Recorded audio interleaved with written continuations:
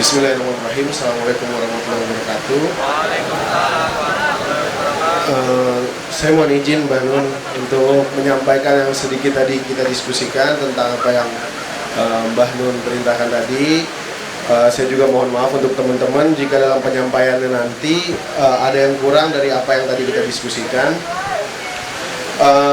Kami tadi diperintahkan oleh Mbah Nun untuk mencari 5 sifat Allah yang maha mencintai dan lain sebagainya, lalu mencari atau menggali 5 pertanyaan daripada setiap sifat-sifat itu. Jadi satu dari setiap pertanyaan, dari setiap sifat. Dari kelompok kami, pertama yang kami akan sampaikan itu ada sifat Al-Bar, yaitu maha penderma. Dari sifat Allah yang maha penderma ini ada satu pertanyaan yang muncul, yaitu kira-kira apa nilai usaha kita di mata Allah? Apa nilai usaha kita di mata Allah yang maha penderma ini? Kalau seandainya semuanya ini didermakan oleh Allah, kalau gitu usaha kita tuh apa nilainya bagi Allah? Nah, oke, itu maksud saya, supaya Anda berdialog dalam konteks itu. Ya Allah maha penderma, tapi kan tidak lantas begitu saja Anda mendapat derma dari Allah. Kan tetap ada dialektikanya dengan kerja keras dan kesungguhan hati Anda dan seterusnya. Oke, berikutnya Ustaz Nur Syawat kalau ada respon langsung. Oke Mbak, saya lanjutkan. Untuk yang kedua ini ada sifat Ar-Rahim. Dari sifat Ar-Rahim ini muncul pertanyaan, kira-kira sejauh mana sudut pandang kita terhadap kasih sayang Allah? Apakah hanya yang empiris, yang terlihat? Masalahnya tadi muncul lagi pertanyaan, kenapa kalau maha penyayang, kenapa kalau Allah sayang sama kita tapi dikasih banjir gitu? Ya memang kalau bisa dilihat, banjir ini kan supaya kamu tahu tentang musibah atau apa segala macam. Tapi kenapa kita dikasih banjir? Mungkin ada ibu-ibu yang kesusahan mengasuh anaknya, mungkin ada orang tua yang kesusahan mencari rezekinya ketika banjir begitu. Apakah kalau gitu kira-kira sudut pandang kita terhadap kasih sayang Allah tuh yang bagaimana gitu harusnya? Oke, banjir di Jakarta yang agak parah terakhir ini, menurut Anda itu inisiatif khususnya Allah untuk memberikan banjir, ataukah memang ada penataan manajemen tinggi rendahnya tanah dan saluran-saluran air yang kurang terorganisir sehingga akibatnya adalah banjir? Jadi itu bukan qadar tapi sunnah. Sunnah itu artinya kalau api ya panas, kalau ada tempat yang lebih rendah maka akan dilimpahi air, atau lebih lapang akan didatangi air. Itu namanya sunnah.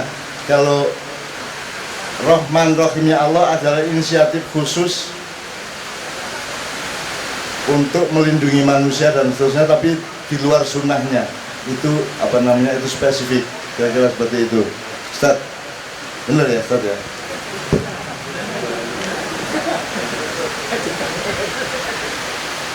Yang selanjutnya Mbak, ada Al-Latif. Al-Latif itu yang maha lembut begitu. Pertanyaan yang muncul dari kelompok kami tadi, jika Allah maha lembut, kenapa di diri kita dan yang ditunjukkan kepada kita itu masih ada sisi-sisi yang kasar begitu? Kira-kira yang mungkin kita menerjemahkannya itu kasar gitu, walaupun mungkin tidak sekasar itu gitu. Itu sebenarnya pertanyaannya itu. Ya, ada dialektika sunnatullah yang sangat kita pahami. Anda tidak mungkin tahu lembut kalau Anda tidak mengerti kasar. Anda tidak bisa melihat cahaya kalau Anda tidak memahami kegelapan. Jadi itu adalah dua hal yang merupakan sifat alam yang diberikan oleh Allah Subhanahu wa taala, ya. Untuk yang selanjutnya ada Al-Ghafur. Al-Ghafur ini maha pengampun. Ini sebenarnya banyak pertanyaan tapi kami satukan.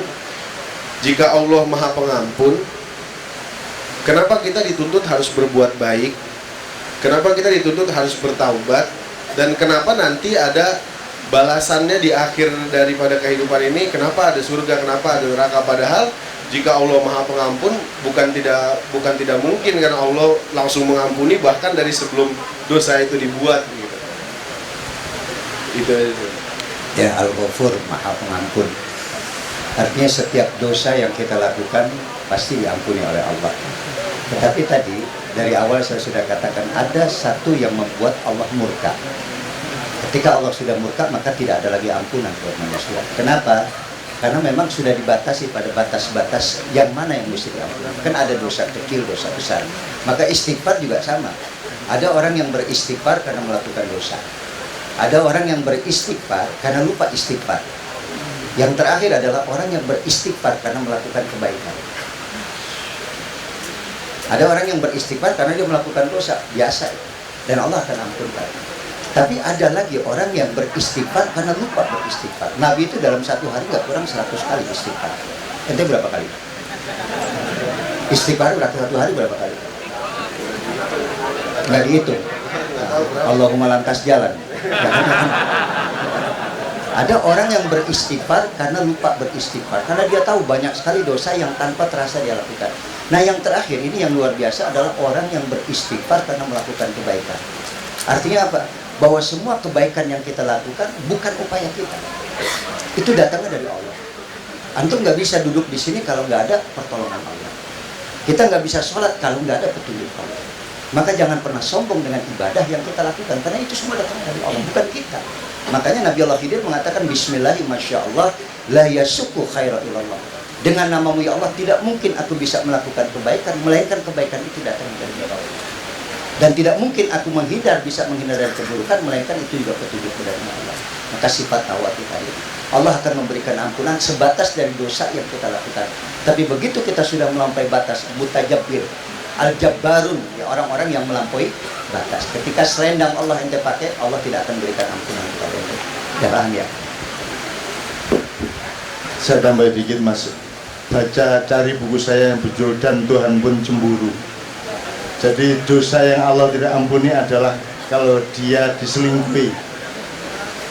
Bahwa manusia menganggap ada Tuhan selain Allah, itu Allah nggak terima betul. Jadi Allah itu maha pencemburu. Saya menulis buku yang judulnya Dan Tuhan Pun Cemburu. Jadi jangan sampai bikin Allah cemburu. Jadi jangan memuji yang selain Allah yang membuat Allah jadi cemburu, seolah-olah ada yang mampu melakukan selain Allah. Itu. Jadi itu tambahan saya. Silakan berikutnya. Yang terakhir. Yang terakhir ini ada Al-Wadud. Al-Wadud juga artinya yang maha mencintai tadi. Pertanyaannya, apakah siksa atau azabnya Allah itu merupakan termasuk daripada bentuk cintanya Allah yang maha tersebut? Kalau Sabrang mengatakan orang yang berbuat salah terus tidak masuk neraka itu dia nggak enak sendiri gitu. Dan dia punya kesadaran dan logika. Kalau kata Sabrang. Jadi Allah tahu tidak mungkin orang yang bersalah sampai seperti itu tidak masuk neraka. Dan nanti dia tersiksa sendiri. Yang bener masa saya masuk surga kan gitu. Jadi itu juga satu jenis kreativitas emosi atau kreativitas berpikir yang luar biasa. Bahkan Allah mengatakan engkau masuk surga tidak karena amal solehmu, melainkan karena rahmatku. Artinya kalau saya misalnya pakai prinsip saya berbuat baik kayak apapun itu sekedar untuk nyicil bayar utang kepada Allah. Karena kreditnya Allah ke saya itu luar biasa banyaknya dan tidak bisa dinilai dengan berapapun kebaikan saya. Maka menjadi masuk akal bahwa kita tidak bisa masuk surga kalau hanya karena kebaikan kita. Karena kebaikan kita itu untuk menuju titik nol, tidak punya hutang aja nggak cukup. Maka hanya karena rahmat Allah maka kita masuk surga. Amin ya rabbal alamin. Itu ya. Oke. Berarti sekarang kelompok kedua. Terima kasih. Beri tepuk tangan dulu. Sekarang kelompok air ya, 5 pertanyaan juga. Untuk kelompok air, sifat Allah yang menyiksa. Yang pertama, Al-Kafid, maha merendahkan. Yang kedua, Al-Muzil, maha menghinakan. Yang ketiga, Al-Muhzi, maha menghitung. Ini 4 sama Al-Qahar. Dari ini semua kita menyimpulkan pertanyaan, mengapa Allah itu membuat manusia yang nampak mulia seketika jadi hina perbuatan apa yang dia telah lakukan. Yang kedua, kenapa ya zaman Nabi Nuh Allah mematikan banyak manusia. Yang ketiga, kenapa kalau Allah maha luas melingkupi semuanya, kenapa menyempitkan? Tapi ini dari semua saya akan menyimpulkan sendiri dari tulisan-tulisan teman-teman, karena ini kejadian terhadap diri saya sendiri. Dulu saya itu pernah merasa dari kecil hingga menikah itu merasa Allah itu tidak adil terhadap saya. Kenapa saya bilang seperti itu? Dari ini sedikit curhat ya. Dari sekian saudara ibu saya ada 9 saudara. Alhamdulillah ibu saya itu yang paling, kalau bahasa kasar, paling miskin. Jadi untuk jangankan menyekolahkan anaknya, untuk makan saja hari ini bapak bekerja, hari itu juga habis. Dan itu berlanjut sampai saya terus terang nggak sekolah, saya tamatan SD, dan situ saya mempunyai pemikiran gini, Allah tuh kok nggak adil sama saya ya. Saudara-saudara saya, sepupu-sepupu saya, setiap libur sekolah atau setiap ada suatu hiburan bisa nonton, saya cuma ngeliatin saja. Pada naik sepeda, saya cuma memandang dari jauh saja. Terus saya berpikir, Allah tuh maksudnya apa ya? Maksudnya gimana? Kok katalah bahasa kasarnya, kok saya ini kok kayaknya dikecewakan, kok saya dipinggirkan, kok saya direndahkan. Maunya Allah seperti apa sih? Sampai itu terjadi terus menerus sampai saya menikah. Menikah pun sama. Mungkin beda sama teman-teman yang lain. Kenapa saya bikin beda? Kalau teman-teman lain menikah mungkin ada restu orang tua. Kalau saya tetap tidak. Dari kedua orang tua saya juga, istri saya juga. Saya sama berpikir lagi, ini Allah nggak jelas ini. Kok semuanya dikasih indah, mulai dari kecil sampai dewasa, asik, enak. Itu pun nggak sebatas itu aja. Sampai punya anak satu masih seperti itu, kedua masih seperti itu. Alhamdulillahnya setelah itu saya baru menemukan bahwa Allah itu sengaja membiarkan saya hina, sengaja membiarkan saya itu istilahnya itu beda dari saudara-saudara saya, dan saya terus terang menemukan bahwa kebesaran Allah itu terjadi dalam kehidupan saya setelah saya punya anak kedua. Itu pun kejadian tragis. Anak saya yang tangannya sebelah kiri itu patah sampai 3 kali. Jadi di situ saya sampai berdoa tuh, sakareplah ya Allah, babah yang penting urip, babah harus digawe monggo. Disitulah saya menemukan mulai ada katakanlah orang lomba tuh piala. Alhamdulillah usaha lancar. Ini Allah mungkin agak ngasih respon ini doa saya, dikasih. Alhamdulillah dapat tempat, bisa beli rumah di sekitaran Pasar Minggu. Punya anak ketiga, usaha semakin lancar, semakin lancar, semakin lancar. Dan alhamdulillahnya itu semua karena saya jamaah YouTube-nya Cak Nun. Dan di situ saya menemukan setiap orang ketemu saya pasti ngomongnya nggak cukup 5 menit atau 10 menit. Kebetulan saya buka toko pulsa di kawasan Pasar Minggu. Setiap ada orang beli pulsa itu sambil curhat, dan curhatnya itu saya giniin, lah sengsaramu aja tuh jauh daripada saya kok. Saya tuh sengsara dari kecil, tapi saya indah-indah aja, asik-asik aja. Karena saya teringat pesan-pesan Mbah Nun di YouTube itu, kalau orang-orang sekiranya membenci apapun itu, cobalah berpikir kamu cinta yang orang-orang itu benci. Dari situ saya aplikasikan. Setiap saya ketemu di teman-teman komunitas apapun, saya ungkapkan terus. Sampai temen itu beda.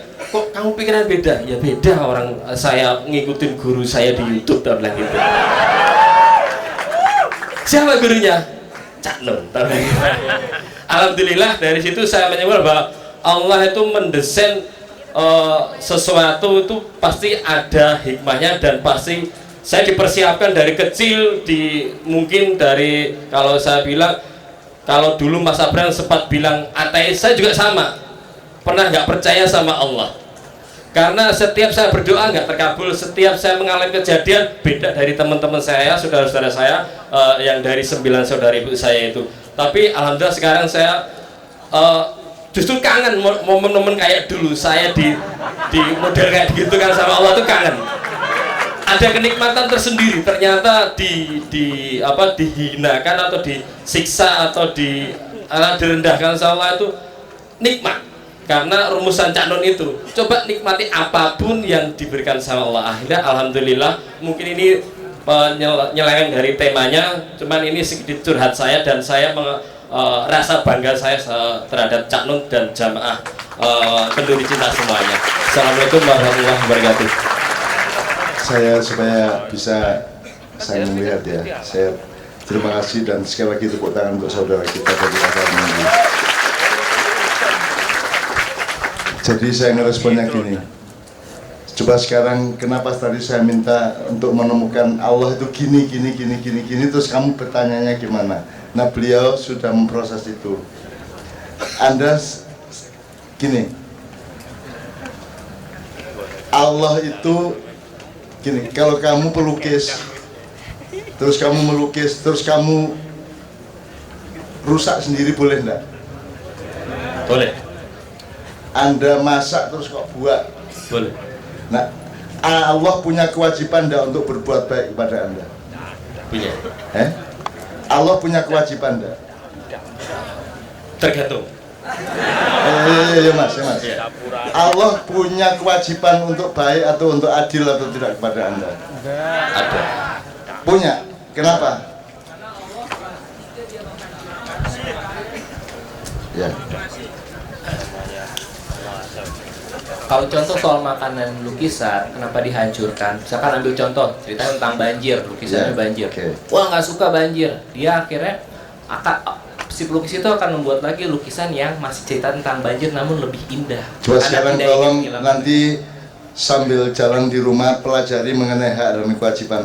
Kenapa seseorang punya hak, kenapa seseorang punya kewajiban? Kalau Allah, atas dasar apa dia punya kewajiban apa-apa? Karena tanggung jawab udah nyiptain kita. Tanggung jawab udah nyiptain kita. Kenapa Allah bertanggung jawab? Lah semau-mau dia. Innallaha ala kulli syai'in qadir. Semau-mau dia. Allah wajib adil nggak sama Anda? Orang toh? Terserah Allah toh sing punya dia yang bikin dia. Tapi Allah adil nggak? Berarti Allah sangat pemurah kepada Anda. Aslinya dia ndak ada masalah, mau ndak adil, mau ndak terserah dia, betul ndak? Ini besok pagi kiamat boleh ndak? Boleh toh? Haknya Allah toh? Dan saya berdoa ya Allah cepatkan kiamat, dan kalau bisa kiamat datang ketika kita ma'ian seperti ini. Ya. Jadi mas, Allah ndak punya kewajiban apa-apa. Yang punya kewajiban adalah kita, betul ndak? Karena kita dikasih jasa oleh Allah, maka kita punya kewajiban. Kenapa orang punya hak? Karena dia menjalankan kewajiban, betul tak? Ya, jadi orang modern selalu diajari hak asasi manusia, tapi tidak pernah ada tema wajib asasi manusia. Tidak mungkin Anda punya hak minta tidur kapan saja kepada istri Anda, hanya kalau Anda sudah menjalankan kewajiban sebagai suami, betul tak? Kalau Anda tidak kerja, tidak ngapa-ngapain, jolak jaluk doai, malah dolim doai, ya wajar enggak? Kan enggak wajar. Jadi sekali lagi Allah itu maha adil. Apakah dia wajib adil? Tidak. Tapi Allah maha adil karena dia betul-betul punya kasih sayang kepada setiap yang diciptakannya, kan itu ya mas. Nah, Anda tinggal banyak belajar. Anda sekarang menjadi pejuang apa tidak? Andai kan Anda enak sejak kecil, Anda tidak akan setangguh sekarang, betul enggak? Ya. Bersyukur Anda sekarang jadi manusia tangguh, manusia yang tidak mudah untuk sedih, untuk stres, dan Anda dididik Allah sedemikian rupa melalui penderitaan Anda. Amin. Saya kita akan dari ya. Saya kan sering ngomong, oh cari pamer penderitaan nang aku, sak menderitamu gurun tau menderita kayak aku. Tapi saya juga tidak merasa punya hak apa-apa atas Allah. Aku tanya, kalian semua dan di semua ma'iyahan di seluruh Indonesia yang didatangi Kiai Kanjeng dan saya, berpuluh-puluh ribu orang datang, beribu-ribu orang datang. Mampukah saya menarik Anda untuk datang ke acara saya? Tidak. Kecuali Allah menggerakkan hatimu, betul enggak? Jadi saya kalau agak menesel sama Allah, takut sendiri karena tidak kurang-kurang Allah memberi rahmat kepada saya. Bahkan saya tidak pernah berani punya cita-cita. Beranikah manusia bercita-cita setiap bulan yuk acara saya akan datangkan orang 2.000, 3.000, berani enggak? Tidak. Jadi ma'iyah ini bukan cita-cita manusia, bukan hasil usaha manusia, tetapi rahmat Allah Subhanahu wa taala. Betul tak? Nah, Anda tadi mengatakan soal hikmah. Ustaz, sekarang kita belajar kepada beliau. Allah berfirman, "Ud'u ila sabili rabbika bil hikmah." Allah tidak mengatakan ud'u ila sabili rabbika bil haq atau bil khair atau bis soleh atau bil birri atau bil apapun, tapi bil hikmah. Kenapa? Pelajarannya apa kira-kira Ustaz? Kenapa bil hikmah? Ini berlaku untuk apa saja? Bahwa kita itu menempuh sesuatu, memanggil orang, mempengaruhi orang, selalu harus bil hikmah. Termasuk mengundang diri kita sendiri menuju kebaikan harus dengan hikmah. Hikmah itu dari kata hakama yahkumu aslinya, tapi kemudian menjadi hikmatan ketika dia sudah menjadi esensi dari kebenaran hukum yang paling puncak. Apa tahu Ustaz? Kenapa bil hikmah? Ud'u ila sabili rabbika bil hikmah wal mau'izatil hasanah. Jadi lebih dahulukan hikmah. Apapun yang terjadi pada dirimu pasti di situ tersimpan hikmah. Tadi saya mendengar Anda sudah mengatakan kesulitan hidup ya, dan kemudian kepedihan hidup. Ada satu hadis Nabi mengatakan begini. Ada satu dosa kata Rasulullah. Inna minad dzambi dzunuban la yukaffiruhas shalat wala syiyam wala hajj wala umrah. Ada satu dosa yang dimana dosa itu tidak akan terhapus dengan ibadah sholat, haji, umroh. Bayangkan di dosanya besar sekali. Sampai sholat kita yang 5 waktu saja itu tidak bisa menghapus dosa tadi. Padahal gambaran Nabi ketika kita sholat seperti kita mandi, di depan rumah kita ada sungai 5 kali dalam satu hari, bersih kita. Tapi ini dosa tidak terhapus dengan sholat, walal syiyam, puasa tidak menghapus, walal hajj, dan juga haji tidak menghapus, walal umrah, tidak juga ibadah umrah. Tapi dosa ini baru terhapus dengan al-umum fi talabil ma'isyah. Ketika orang itu sulit dalam kehidupan, maka itulah yang menghapuskan dosa-dosa yang sangat besar. Maka ente sebetulnya rugi, ente jadi senang sekarang, terus susah terus ya. Makanya saya bilang saya kangen. Iya, Jadi Anda susah hidup, mengalami penderitaan, dagang bangkrut mulu segala macam itu.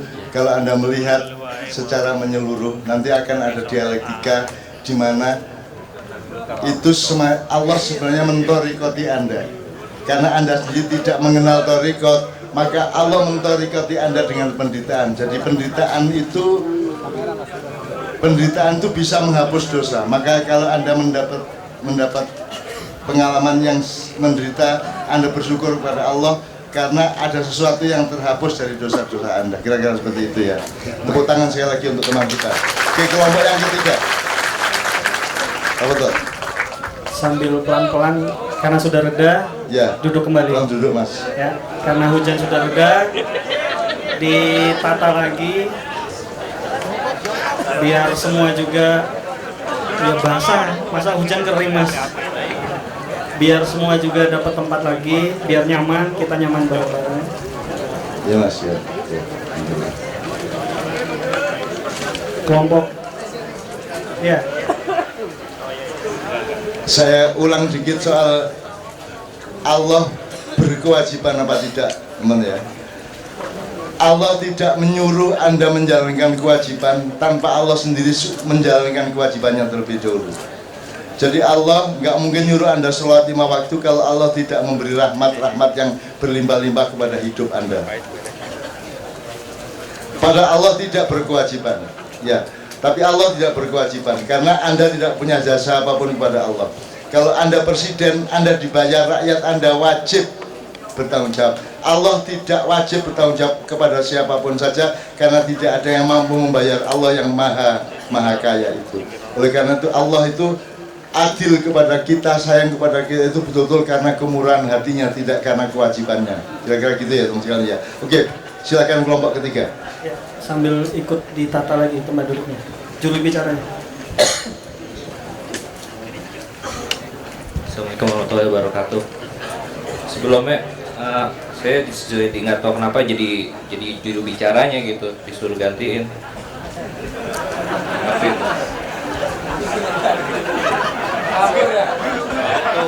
mana sih yang sebelumnya? Ya, nah jadi nama kelompok kita itu adalah Bakaran Cinta. Jadi kita itu adalah semua terbakar oleh cinta, jadi butiran debu dan menyatu menjadi cinta. Itu deh pokoknya Pak. Jadi Assalamualaikum warahmatullahi wabarakatuh. Untuk kelompok kami adalah nama-nama Allah tentang kuasa dan ciptaan. Jadi kami mengambil nama-nama Allah dari Al-Hafiz, Ar-Raqib, apa sih ini? Al-Hafiz, apa sih ini? Al-Hafiz, Ar-Raqib. Bang, apaan sih bacanya, Bang? Atau lagi Al-Hafiz yang maha menjaga. Lalu ini yang maha memelihara, lalu Al-Khaliq, maha pencipta, dan Al-Malik. Untuk bagian pertamanya adalah Al-Khaliq. Nah, dalam perjanjian lama disebutkan bahwa Tuhan Allah menciptakan manusia berdasarkan citranya, di mana manusia diciptakan laki-laki dan perempuan. Pertanyaannya dari Al-Khaliq, seharusnya kita laki-laki dan perempuan utuh, ya enggak? Kenapa ceritanya ketika Ma'iyah di daerah mana ada yang namanya Marlin? Meril. Mirel. Waduh.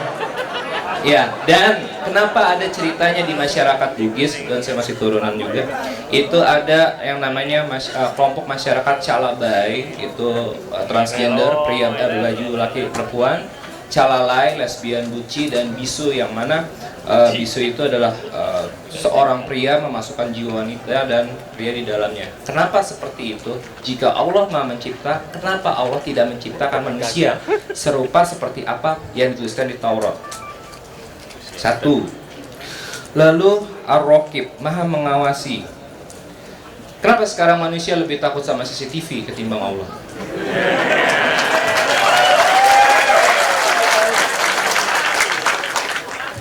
Kenapa kita tidak pernah menyadari? Kenapa kita tidak menjadi ihsan, lalu menjadi pseudo mukmin? Pseudo mukmin. Lalu Al-Hafiz. Nah, untuk Al-Hafiz ini ada curhat dulu sebentar. Jadi waktu banjir kemarin, rumah saya kebanjiran. Sama ya, senasib kita. Jadi kebanjiran masuk 13 cm sampai 17 cm rumah saya. Dan lucunya, ada lemari di situ. Ya kalau nggak lucu saya nggak masuk. Jadi lemari itu lemari tingkat tinggi seperti itu, dimana pasti kerendam.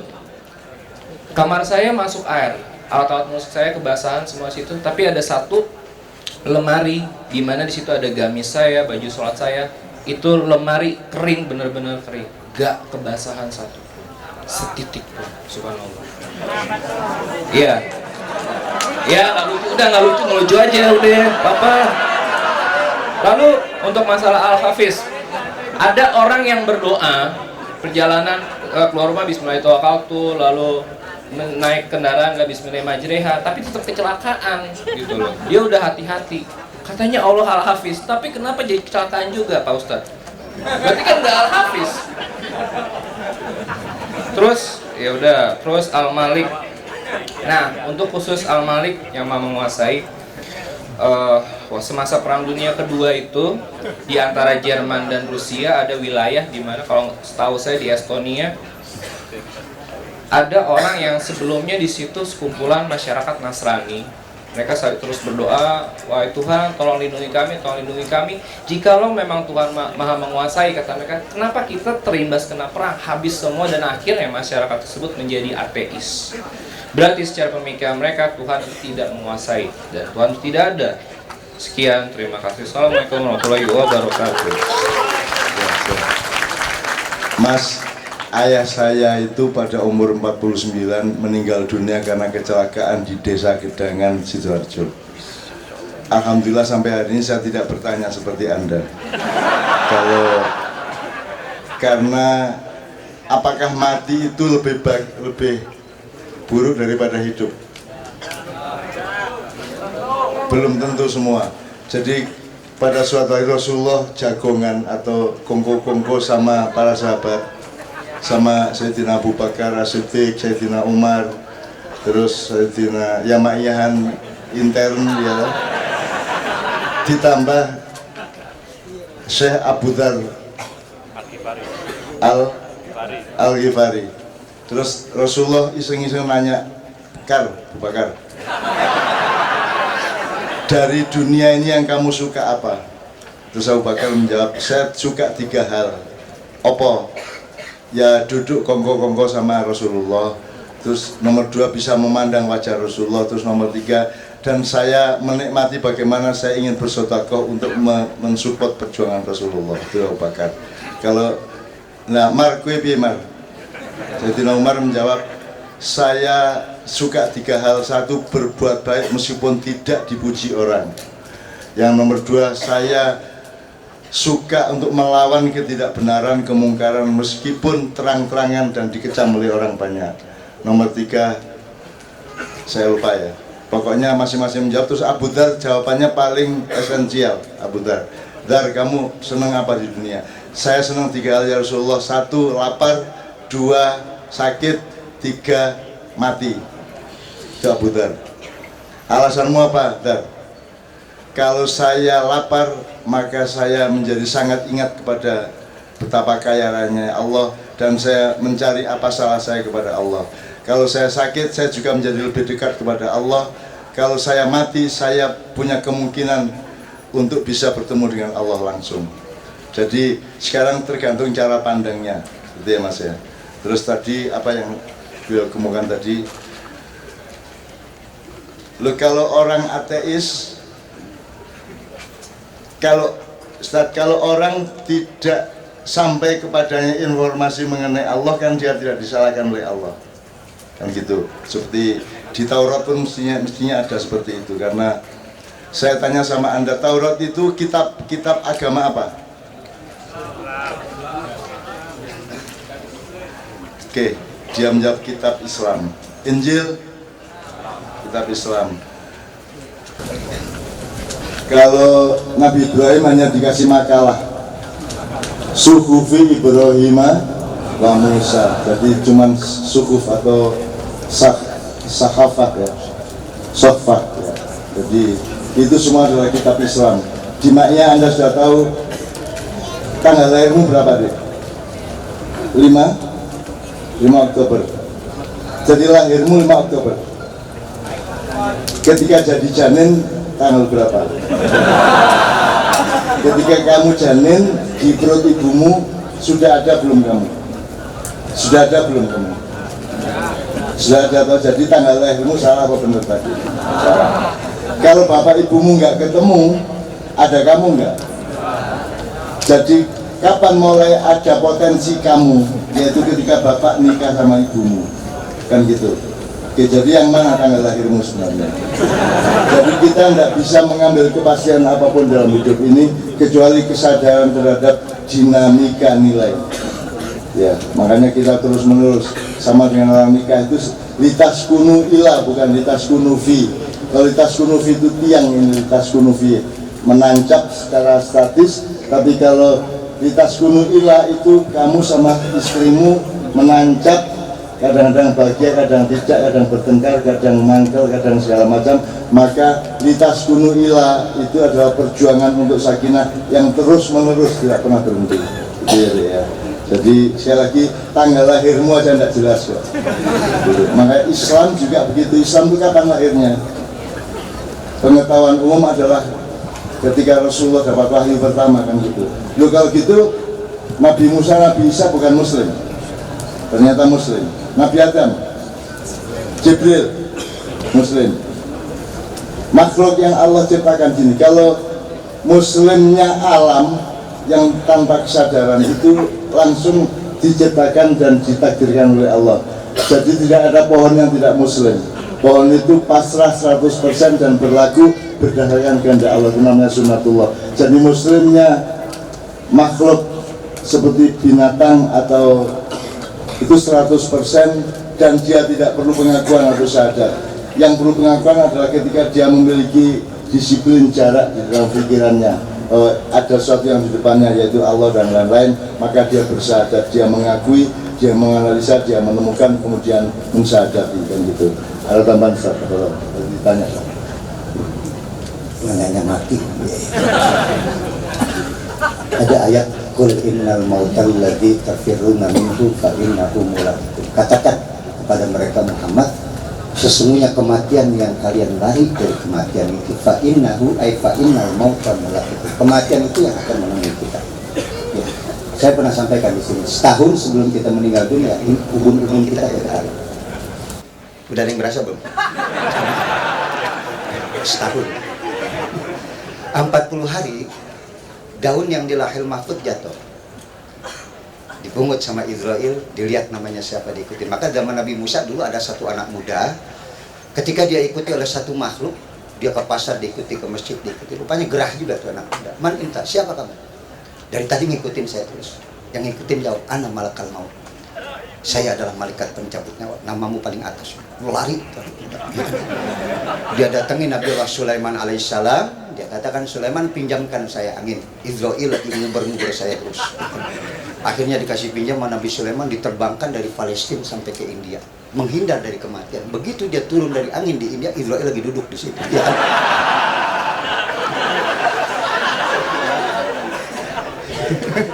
Mau lari kemana loh? Dicabut sama Israel. Begitu dicabut selesai, Nabi Sulaiman komplain dong sama Israel. Kenapa mesti nunggu sampai di India? Kenapa tidak di Palestina saja? Kata Israel, dari tadi saya pagi nungguin kapan ke Indianya, karena musuhnya meninggalnya di India orang ini. Maka begitu kau terbangkan angin sampai di sini. Jadi mati itu biasa. Ada kebaikan yang Allah berikan pada kematian tadi. Sakaratul maut, sakarat itu mabuk dengan rasa sakit. Makanya sakitnya sakaratul maut itu seperti binatang hidup dikeset kulitnya.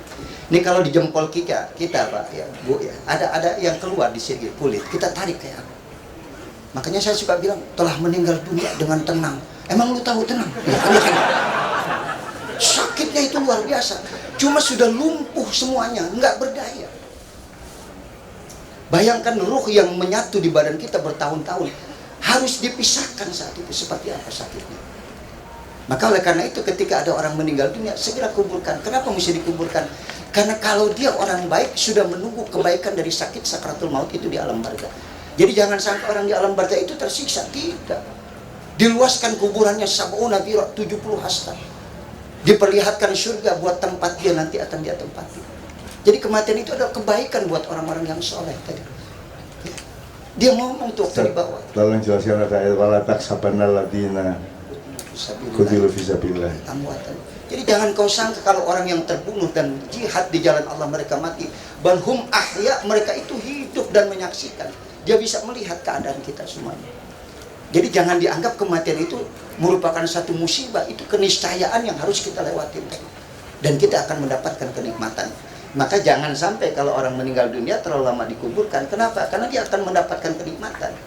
Nih contoh, antum di sini tiba-tiba WA masuk. Saya juga sama, kalau WA saya masuk tiba-tiba di rumah. Kalau pertanyaan awamnya gini, Ustaz. Kalau Mbak siapa tadi? Mbak Nunung suatu hari dipanggil oleh Allah melalui malaikat Israel, terus nanti begitu di kuburan di alam barzah, dia tahu nggak kalau suaminya kawin lagi? Dia ngelihat nggak kira-kira? Dia orang yang meninggal di kuburan itu bisa ngelihat nggak bahwa Indonesia ganti presiden itu doang gitu? Tergantung ya. Kalau dia orang yang soleh, kematian itu jadi kenikmatan buat dia. Tapi kalau dia orang yang cemburuan, ya kan, dan tidak baik maka dia akan melihat apa yang dilakukan oleh suaminya tadi. Bahkan saat dia dimandikan itu dia merasakan betul sakit. Makanya kita kalau ada orang meninggal dunia, kenapa nggak boleh terlalu keras? Karena mereka merasakan betul rasa sakit. Karena bayangkan kalau habis sakit tiba-tiba mandi air dingin, ketika ruh lepas dari jasad, itu rasa sakit jasad itu luar biasa. Sekalian kita tanya sama beliau ya, karena ini marja kita pada malam hari ini. Nanti Allah akan membangkitkan semua orang yang di kuburan itu, dibangkitkan lagi, dihidupkan lagi. Bayangin nongol menembahmu itu, moro nang omahmu, pokoknya semua kuburan itu bangkit lagi dan semua orang kafir tidak percaya itu akan terjadi. Terus Allah membuktikan, jangankan tulang belulangmu tidak aku persatukan, jari-jarimu pun aku bikin utuh kembali. Jadi itu yang menyebabkan ada orang profesor di Amerika masuk Islam karena sidik jari saja diutuhkan kembali oleh Allah. Banana namanya itu, banana. Jadi Allah di sebuah surat mengatakan, jangankan tulang belulangmu untuk aku persatukan kembali, jari tangan dan jari-jarimu pun aku bikin utuh kembali sampai sidik jarinya. Jadi itu hari yang paling saya tunggu. Bayangin kalau besok kiamat terus pada bangun semua itu loh, terus pada jalan ke Tamrin gitu. Wah, dahsyat kan. Bung Karno, siapa lagi, Bung Hatta, Pak Harto nongol lagi, kan asik itu. Gus Dur, Gus tangi tah. Jadi itu hari yang paling saya tunggu-tunggu adalah dibangkitkannya kembali para ahli kubur oleh Allah Subhanahu wa taala di atas bumi. Dan itu benar-benar akan terjadi dan Allah bersumpah membuktikannya, bahkan sidik jarimu pun dikembalikan utuh seperti semula. Dan itu saya senang betul dengan ayat itu. Karena itu kan melampaui semua film horor ya. Asik betul itu, saya senang banget itu. Ustaz ya. Ada benang merah ketika kita dibangkitkan, yuhsyarul mar'u ma'aman ahabba.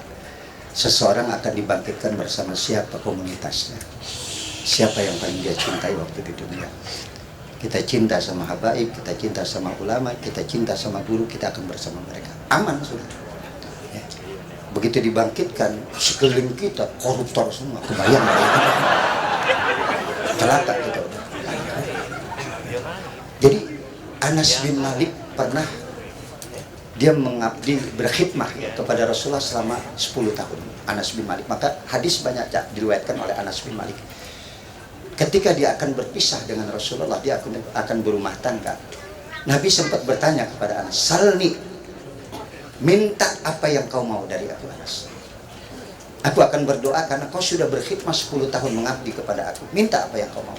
Tidak ada kata-kata yang keluar dari mulut Anas, lisan Anas. Cuma air matanya yang berdiri. Dan terus Nabi mengatakan, salni, minta kepada aku, salni. Sampai terakhir Anas mengatakan, boleh aku minta sesuatu ya Rasulullah? Boleh. Apa yang kau inginkan? Apa yang dijawab oleh Anas? Inni uridu an murafaqataka fil jannah. Boleh nggak ya Rasulullah aku menemani engkau seperti ini sampai di surga? Tidak ada keindahan hidup yang paling indah kurasakan melainkan hidup bersama denganmu. Tidak ada suara yang paling menyejukkan melainkan yang terlontar dari lisanmu. Tidak ada wajah yang paling sedap kupandang melainkan wajahmu. Boleh nggak aku menemani engkau seperti ini sampai di surga? Apa jawaban Rasulullah di sini? Subhanallah yang sangat luar biasa. Nabi tidak mengatakan amin, Allahu Akbar, amin. Kita kalau minta sama kiai ustaz, amin, ya kan langsung ya kan. Rasulullah cuma mengatakan satu, a'inni bikasrati sujud. Bantu ya Anas, kalau kau ingin bersama aku dalam surga, banyak bersujud kepada Allah. Universal. Kalau Nabi tadi berdoa hanya untuk Anas saja, tapi ketika Nabi mengatakan a'inni bikasrati sujud, banyak-banyaklah kau bersujud kepada Allah, maka kau akan bersama aku dalam surga. Artinya bisa nggak kita bersama Rasulullah? Dengan cara apa? Banyak bersujud kepada Allah. Itu ya Cak, barangkali ya, sekedar. Ya, jadi Rasulullah itu bukan hanya ganteng tapi indah. Indah itu lebih universal daripada ganteng atau cantik ya. Beliau itu sangat indah. Jadi Anda melihat kulitnya, melihat caranya beliau berjalan, melihat baunya yang membungkuk sedikit ke depan, terus melihat wajahnya yang tidak terlalu bulat, agak lonjong sedikit, terus rambutnya seperti Mbah Nun dan seterusnya, itu sangat indah. Nah, keindahan itu yang kemudian membuat kita itu bersikap gender. Karena kalau indah itu kita kemudian membagi, kalau perempuan indah itu cantik, kalau laki-laki ganteng. Rasulullah itu tidak perempuan dan laki-laki, dia seperti representasi Allah itu sendiri yang sangat indah. Sama dengan kalau petinju Muhammad Ali itu sangat indah orangnya, sangat indah. Nah, jadi kalau ngomong soal Mirel, sekarang pertanyaan dasar, Anda itu tidak suka Mirel naik ke panggung maknya itu, Anda kalau Mirel karena dia banci tidak boleh naik, saya tanya kalau pencuri boleh nggak? Kalau koruptor boleh nggak naik? Ya kalau Anda melarang Mirel naik, tolong yang mencuri, yang melakukan kehinaan dan kemungkaran jangan naik ke maknya. Nah, bagaimana cara saya mengetahui seseorang koruptor atau bukan, hatinya penuh kebencian atau bukan? Nah, kenapa Mirel saya terima di Malang 2 kali maknyahan itu? Karena kalau Anda tidak mendapatkan informasi dari Allah mengenai khunsa, mengenai banci, berarti itu urusan Allah langsung. Dan bersyukurlah Anda tidak menjadi Mirel. Bayangin Mirel nanti kawinnya sama cowok apa cewek. Kan mending Anda menjadi Anda daripada menjadi Mirel. Maka kasihanilah dia, sayangilah dia. Dan jangan lihat keadaannya, tapi lihatlah output akhlaknya, pengetahuannya, ilmunya yang berguna. Waktu itu Mirel betul-betul menunjukkan bahwa dia menguasai hal-hal mengenai tanaman dan kesuburan alam, dan sangat bagus, sehingga ketika orang marah kok Mirel dinaikkan panggung, jadi mani raimu kan mending Mirel kan gitu.